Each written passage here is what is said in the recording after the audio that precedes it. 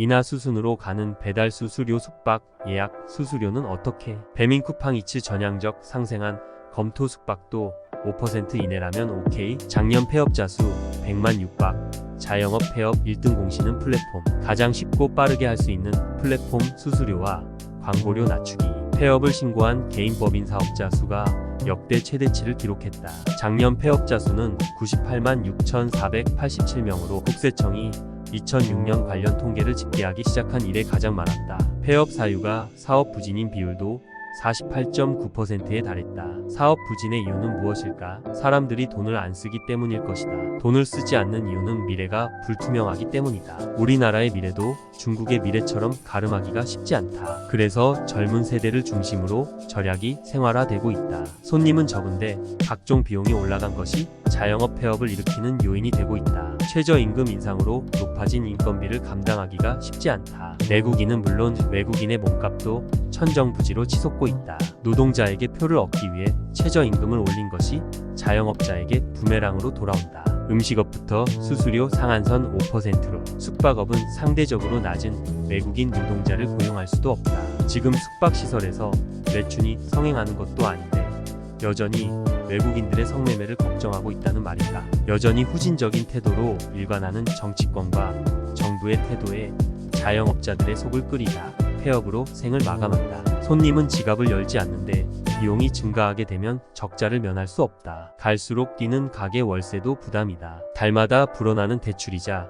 등 금융 비용도 문제이다. 그래서 지금은 코로나19 팬데믹 때보다 자영업자들이 더욱 어렵다고 한다. 특히 자영업자를 힘들게 하는 것이 배달과 예약 과정에서 발생하는 수수료라고 할 수 있다. 거대 플랫폼들이 시장을 장악한 후 마음껏 자영업자에게 돈을 뜯어가는 구조라는 것이 자영업자들의 일반적인 생각이다. 그래서 공정거래위원회 등에서 이러한 비용을 줄이기 위해 상생위원회 등을 열어 음식업과 숙박업 관련 수수료를 낮추도록 조정하고 있다. 공정거래위원회를 중심으로 정부는 자영업자의 생존권 자체를 보장하기 위한 대책이 시급하다는데 인식을 같이 하고 있다. 플랫폼과 자영업자가 합의가 되지 않으면 강제로 조정할 계획도 세우고 있다. 그래서 계속해 회의를 열고 있다. 숙박업의 경우 하위 40%에 있는 업소에 대하여 중개 수수료를 1% 인하하겠다고 발표했다. 언발의 오줌 누기라고 할 수 있다. 하위 40%면 플랫폼에 크게 의지해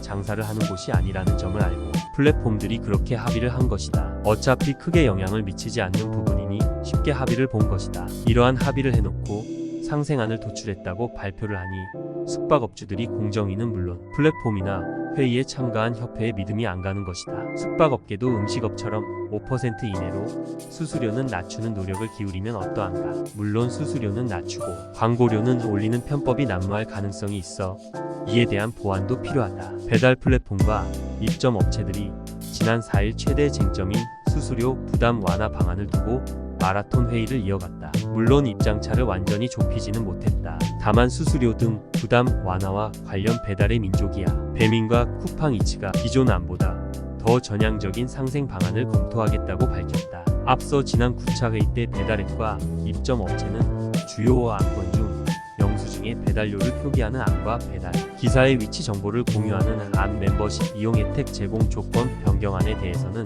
원칙적 합의를 본 상태다. 이러한 내용은 플랫폼들의 이익에 크게 훼손되지 않기 때문에 쉽게 합의에 이른 것으로 보인다. 중요한 것은 배달 수수료일 것이다. 입점 업체들은 현재 9.8%인 수수료율을 5% 이내로 내리도록 요구하고 있다. 차등 수수료라는 미명 아래 묘하게 수수료율을 유지하는 방식 대신에 수수료 상한선이 5%여야 한다는 것이다. 전국 가맹점주협의회 김진우 공동이장은 배달앱에 종사하는 소상공인과 자영업자는 벼랑 끝에 있다면서 수수료율은 5% 이하여야 소상공인 숨통이 트인다. 무료 배달이라고 광고하면서 가게의 부담을 전가하는 행위를 즉각 멈춰야 한다고 말했다. 외식산업협회 김대권 상금부회장도 외식사업자와 영세자 영업자의 최소 요구하는 중개 수수료율 5%와 영수증 세부 내용 공개라고 밝혔다. 숙박업 수수료 5%, 꼼수 광고료 인상 못하게 해야. 숙박업계도 외식업계의 이러한 노력에 대하여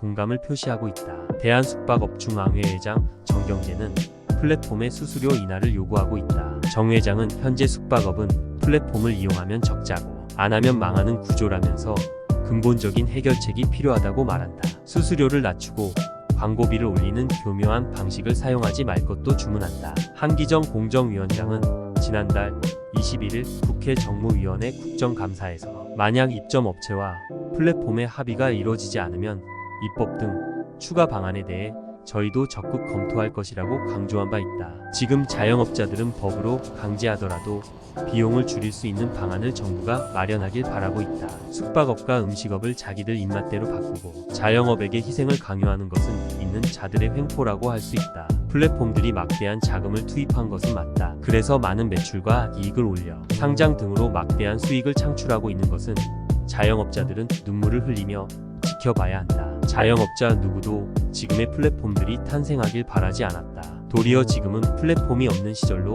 돌아가길 바라는 사람이 많다. 이러한 면을 살피는 것이 민생을 살피는 것인데 정치권은 매일같이 쓸데없는 정쟁만 일삼고 있다. 누구 하나 믿고 민생을 호소할 정치인이 없다는 것이 자영업자들의 생각이다. 그래서 자영업이 망하면 우리나라 근간이 무너진다. 물론 지금보다 더 혹독한 불경기가 닥칠지도 모른다. 플랫폼 수수료라도 5% 이내로 묶어버린다면 자영업자들은 한숨을 돌릴 수 있을 것으로 보인다. 숙박업주가 플랫폼 노동자로 전락한 것이 안타까울 따름이다. 사진 대한숙박업중앙회 정경재 회장이 공정거래위원회가 주관한 플랫폼 자율분쟁조정협의회 등에서 모두 발언을 하고 있다. 정 회장은 수수료를 대폭 낮추고 플랫폼이 쿠폰을 발행해 억지로 고액 광고를 유도하는 행위를 금지시켜야 한다고 주장한다. 결국 숙박업이나 외식업이 지금의 불경기를 해결하기 위해서 가장 먼저 해결할 수 있는 사안으로 플랫폼에 들어가는 비용을 줄여주는 것이라고 할 수 있다. 구독과 좋아요 눌러주시면 힘이 됩니다.